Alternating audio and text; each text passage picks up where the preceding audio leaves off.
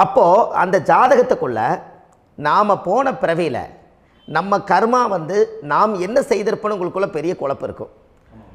என்னங்க ஐயா, நீங்கள் என்ன கர்மா பண்ணிட்டு வந்தீங்க, நாம் போன பிறவியில் நம்ம யாரை வந்து ஒரு வதச்சோம், யாரை வந்து நம்ம மனசை புண்படுத்தினோம், நம்ம தாத்தாவுக்கு சோறு போட்டோமா, நம்ம பாட்டனுக்கு சோறு போட்டோமா, நம்ம முப்பாட்டனுக்கு சோறு போட்டோமா, நம்ம கொள்ளுப்பாட்டனுக்கு சோறு போட்டோமா, அப்போ நம்ம அப்பாவுக்கு நம்மளை பெற்றவருக்கு நம்ம சாப்பாடு கொடுத்தோமா, இவங்களுக்கெல்லாம் நம்ம சேவை பணிமடைகள் செஞ்சோமா, நம்மளுடைய உறவுகளுக்கெல்லாம் அரவணைச்சு போனோமா, நம்மளுடைய இந்த மாதிரி நாம் இரத்த சம்பந்த உறவுகளை இருந்து தான் இந்த உலகத்துக்கு நம்ம வெளியில் வந்திருப்போம்.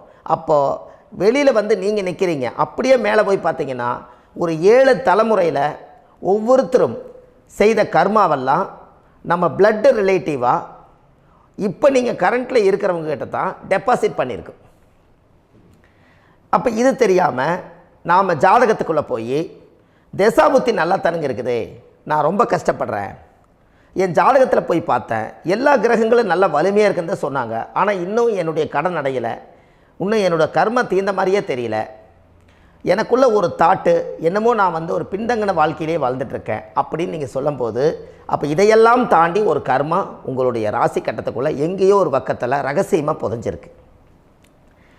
அப்போது அந்த ரகசியமாக புதைஞ்சிக்கக்கூடிய அந்த முடக்கு தான் இன்றைக்கி இந்த உலகத்துக்குள்ளே நீங்கள் தெரிஞ்சுக்கக்கூடிய விஷயம். அப்போ அந்த முடக்குங்கிறது ஒன்று உண்மை.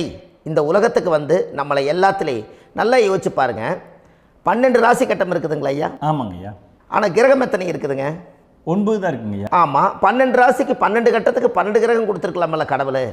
அப்போ ஏன் 3 கட்டத்தை மட்டும் வந்து எம்டி பண்ணி மீதி 9 கிரகத்தை வச்சுக்கிறாருன்னா, அப்போ நாம் செய்த 3 தலைமுறை கர்மாவுக்கு அது எந்த கட்டம் பிளாக் ஆகுதோ அந்த கட்டத்துக்குள்ளே ஒரு ஏதோ ரகசியம் இருக்கிறனால தானே எங்கேயோ ஒரு பக்கத்தில் நீங்கள் கண்டிப்பாக கர்மாவில் மாட்டுவீங்கிறது கடவுளே படைச்சு தானே இதை உருவாக்கியிருக்காரு. 12 ராசிக்கு 12 கட்டம் கொடுத்துருந்தா எங்கே நீங்கள் சுற்றி வந்தாலும் ஏதோ ஒரு வீட்டுக்குள்ளே போய் உட்காந்துக்கலாம்.